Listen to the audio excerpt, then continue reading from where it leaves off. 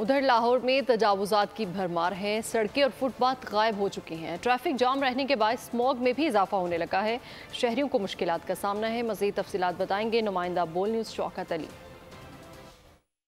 وہ وعدہ ہی کیا جو وفا ہو، باغوں کے شہر میں تجاوزات کی بھرمار، فٹ پاتھ کا دور تک کوئی نشان نہ رہا، اہم شاہراہوں پر پارکنگ اسٹینڈ اور بس اڈے، ٹریفک جوؤں کی طرح رینگنے لگی۔ Lahore traffic control management mission ادھورا، پیدل چلنے والے شدید پریشان، کہتے ہیں جائیں تو جائیں کہاں؟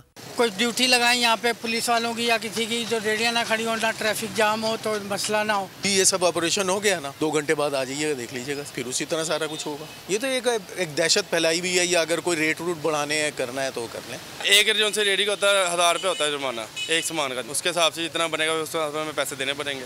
Zonal officer metropolitan corporation Tanveer Baloch نے مسائل پر سوالات کا جواب دیتے ہوئے کہا، معروف سڑکوں پر روزانہ آپریشن ہو رہے ہیں، تجاوزات کا خاتمہ دکانداروں کے تعاون سے ہی ممکن ہے۔ جو گورنمنٹ کا ہدایت ہے کہ دکانداری دکان کے اندر، اور یہ چیز لوگوں کو باور کروانی ہے کہ آپ لوگ جو کاروبار ہے وہ شٹر کے اندر ہو، اور لوگوں کو سب سے بڑی بات یہ ہے کہ عوام کو اور انجمن تاجران کو ہمارا ساتھ دینا پڑے گا، وہ ہمارے ساتھ ہوں تاکہ یہ جو انکروچمنٹ ہے ہمیشہ کے لیے ختم کی جا سکے۔ لاہور شہر کے علاوہ ونڈالہ روڈ، شاہدرہ، حاجی کیمپ، شاہ عالم مارکیٹ، انارکلی، بھاٹی چوک وغیرہ قانونی اڈوں اور تجاوزات میں پہلے نمبر پر ہیں۔